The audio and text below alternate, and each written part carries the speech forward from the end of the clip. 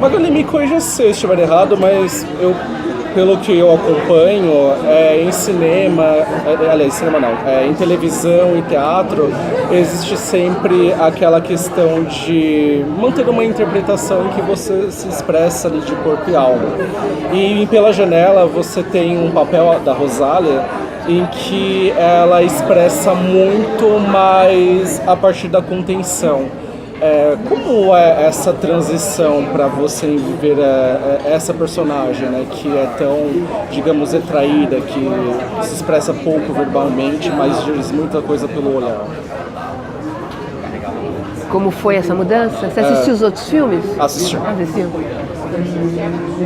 É um trabalho mesmo, né? Um trabalho de... Ajuda muito porque o roteiro e a Caroline, ela apostou em poucos diálogos. E na interação entre eles, né? Mas numa interação muito verdadeira e muito plugada na realidade que eles estavam vivendo verdadeiramente. A gente fez muito exercício antes de filmar, muito exercício na fábrica, muito exercício da relação entre eles, fez laboratório do Zé chegando em casa e como seria a relação deles almoçando, jantando, tomando café da manhã. Tem essa cena assim no filme, mas a gente explorou bastante como é de fato essa relação entre eles. E esses personagens, a gente imaginou que eles não falam muito, eles não têm muito diálogo.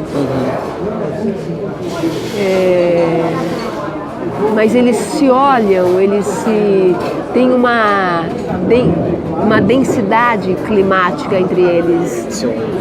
Porque eles vivem muita coisa no trabalho, mas eles não são aquele personagem que chega em casa e começam a trocar, eu fiz isso, aconteceu aquilo.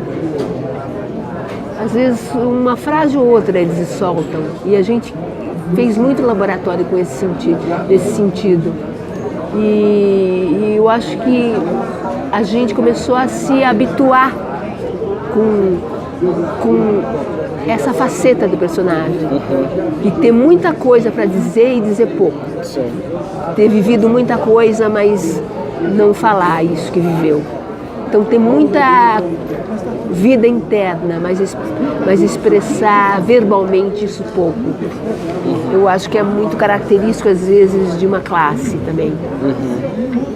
De não ter uma eloquência, mas ter muito sentimento também. E ter muita bondade, ter muita observação do outro, perceber muito o outro, mas não falar muito.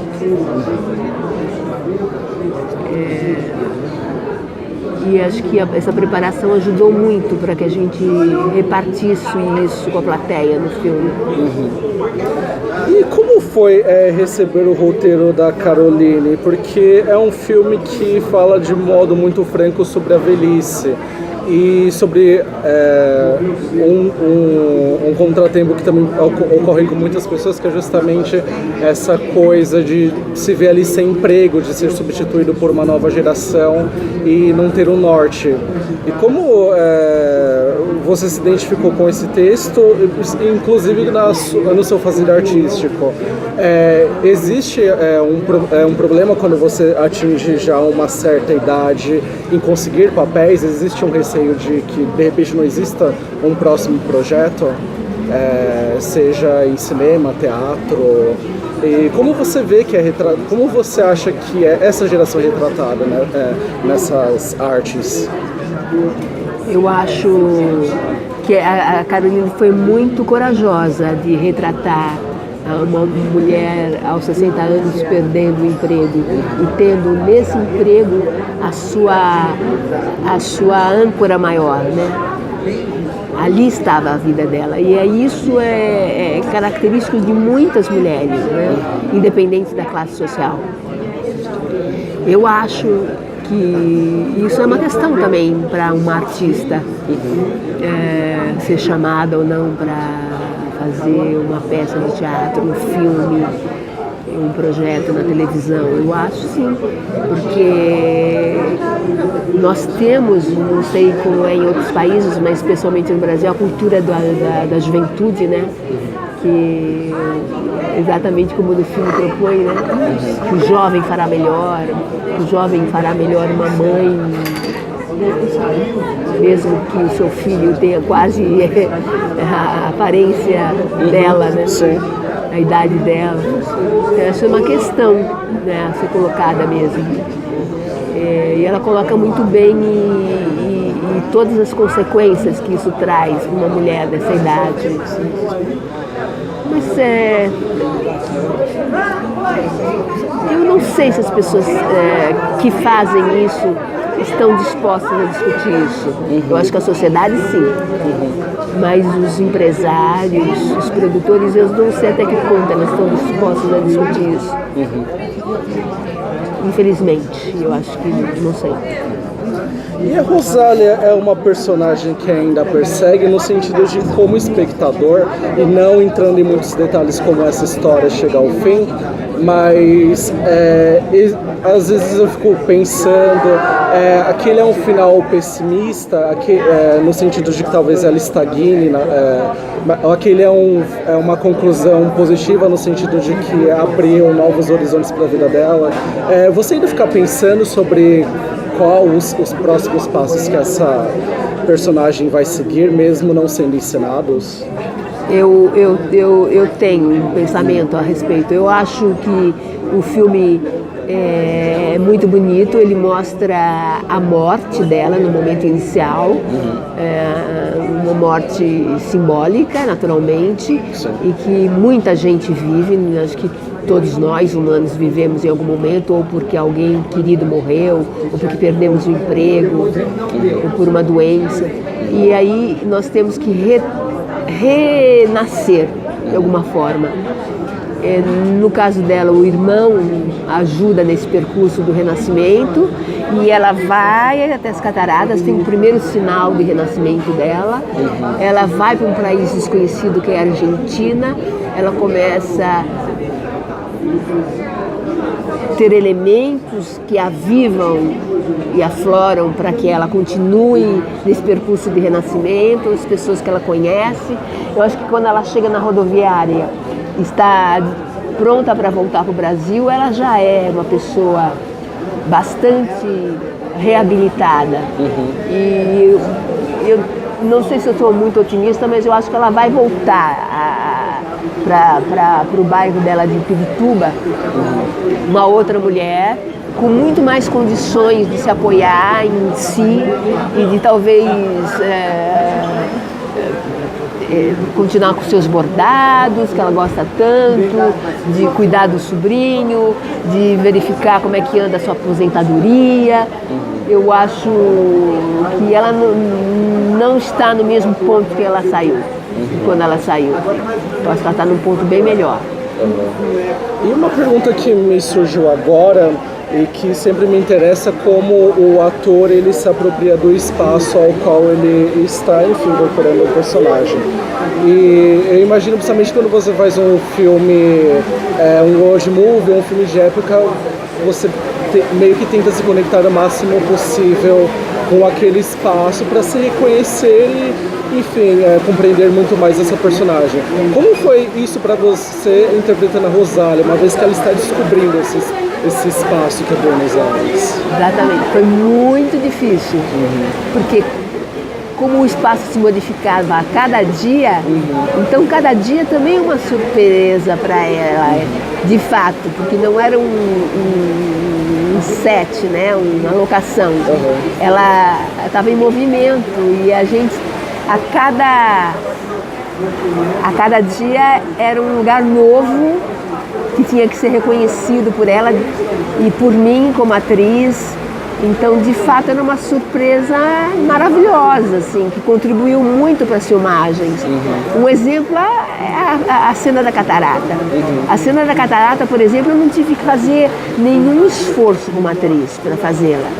Porque eu cheguei lá, a Carolina já sabia que eu não conhecia a catarata. Então ela falou, então você não vai de fato conhecê-la antes da filmagem. Então nós entramos na catarata, já filmando. Quando eu vi a Garganta do Diabo, eu nunca tinha visto. Naquele dia especialmente, muito a favor do filme, estava uma ventania incrível, então toda aquela bruma estava violentíssima. Então quando eu olhei para a Garganta do Diabo, tem uma situação incrível, você tem uma ilusão ótica de que aquilo vai te puxar para dentro daquilo, e com aquela bruma que parecia um tsunami, eu realmente fiquei com um misto de surpresa e de maravilha de como aquela natureza era forte, incrível, e de terror, que era exatamente a emoção que ela queria da Rosália. Então não tive que fazer esforço nenhum, eu estava sentindo aquilo como atriz, a Rosália estava sentindo como personagem, e o mais difícil, passou a cena, a Rosália já tinha sentido e eu permaneci sentindo por uns 5 dias. Ou seja, essa maravilha do cinema.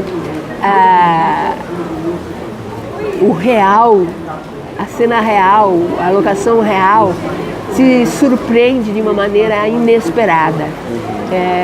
Eu jamais imaginei que uma locação assim me pegaria tão de surpresa e me emocionaria tanto como aquela locação das cataratas do lado argentino, como nessa filmagem. Mas a filmagem continuou e a gente foi levando essa emoção junto com as emoções novas que viriam. Mas eu vi a força que o cinema tem, essa realidade que o cinema impõe na filmagem, e que esse filme especialmente tinha. Eu consegui sentir essa força. Magali, retomando a última parte da entrevista, eu percebo que você está num momento muito especial na sua carreira em relação a essa trindade que se forma no cinema, que é o Pela Janela, Açúcar e Deserto.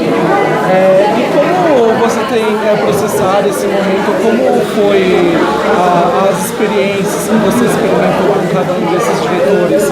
Uma vez que nós temos aqui no Pela Janela uma diretora estreante, longa-metragem.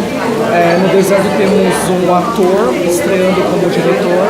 E no Açúcar, uma dupla de cineastas, né? Um casal que já tem uma vivência em cinema. Sendo que a Renata também é diretora de arte, né? Sim.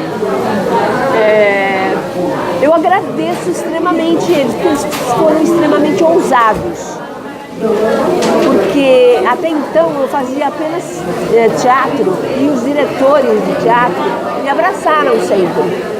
Fiz muitos projetos interessantes no teatro. E esses três, o Guilherme Weber, a Renata Pinheiro e a Carolina Leone, foram extremamente ousados em me convidar para fazer cinema. Porque eles foram os pioneiros em acreditar que eu, como atriz, há longos anos no teatro, pudesse realizar cinema e ter essas críticas ótimas que o filme está tendo, e nós, atores, o Cacá, Amaral e eu, estamos tendo. Então agradeço extremamente a ousadia deles e o talento deles em ter feito esses filmes maravilhosos e terem me lançado praticamente como atriz de cinema. Magali, muito obrigado. Sucesso com o lançamento de Pela Janela. Obrigada.